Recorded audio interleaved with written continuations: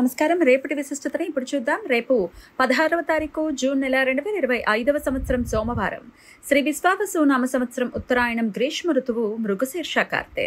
రేపు జ్యేష్ఠమాస బహుళపక్ష పంచమి తిథి మధ్యాహ్నం 3:31 వరకు, తదుపరి షష్ఠి తిథి. ధనిష్ట నక్షత్రం రాత్రి 1:13 వరకు, తదుపరి శతభీష నక్షత్రం. వైధృతి యోగం ఉదయం 11:07 వరకు, తదుపరి విష్కుంభ యోగం.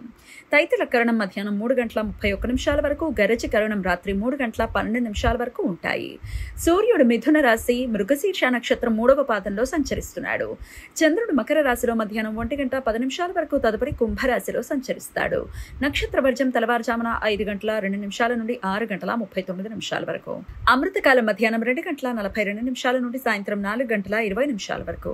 హైదరాబాద్ ప్రాంతం వారికి రేపు సూర్యోదయం ఉదయం 5:42 సూర్యాస్తమయం సాయంత్రం 6:52 చంద్రోదయం రాత్రి 11:02 చంద్రాస్తమయం ఉదయం 9:59 అభిజిత్ ముహూర్తం పగలు 11:51 నుండి మధ్యాహ్నం 12:43 వరకు. దుర్ముహూర్తం మధ్యాహ్నం 12:43 నుండి 1:36 వరకు. మరలా మధ్యాహ్నం 3:21 నుండి సాయంత్రం 4:14 వరకు.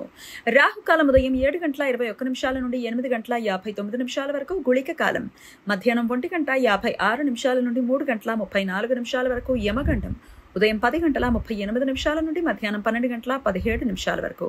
రేపు మధ్యాహ్నం 1:10 నుండి అశుభ ధనిష్ట పంచకాల సమయం ప్రారంభమవుతుంది.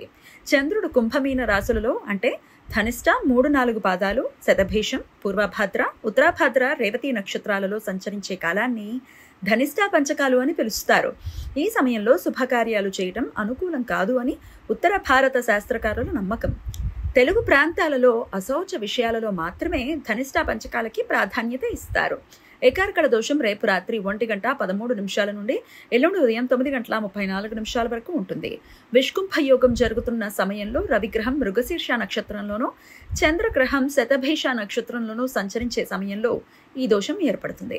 ఈ సమయంలో శుభకార్యాలు చేయడానికి అనుకూలం కాదు. ఈ సమాచారాన్ని మనకు అందించిన వారు మేడికొండూరు విశ్వనాథ్ ప్రసాద్ గారు. ఆయనకు కృతజ్ఞతలు తెలియజేస్తూ నారాయణ స్మరణతో సమస్త సన్మంగళాని భవంతు. నమస్కారం.